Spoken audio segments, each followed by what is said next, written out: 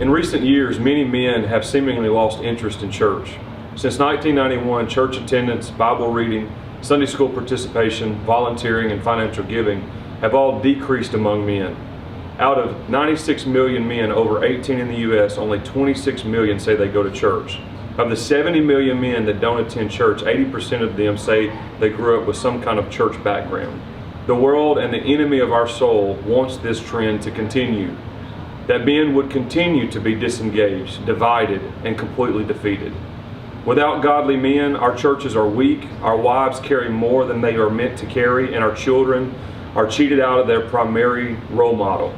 Edmund Burke said, "The only thing necessary for triumph of evil is good men to do nothing." Ministry is the official national department for men in the ALJC. We are devoted to seeing men connect to God and walk in their God-given role on earth. The need for men rises greatly every year. When men are where they need to be, their families and churches can thrive. Our desire is to see men live up to their God-given potential. Through our conferences, our programs, we are challenging men to step up, take their rightful place in the family and in the church and in society.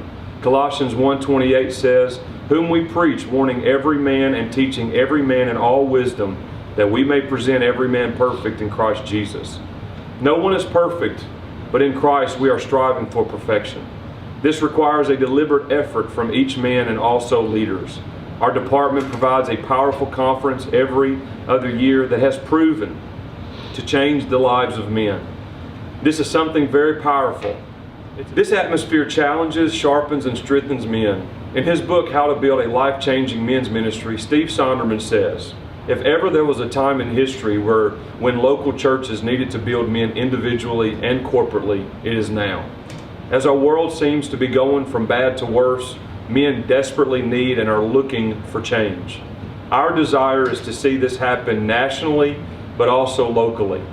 From our national events, district events, and local church events, we are desiring to see God revive men. Could you imagine what your church might look like if every man of the church was no longer on the sidelines of spiritual life and leadership, but were actively using their talents and strength for the mission of the church? The time is now, and God can help us accomplish that."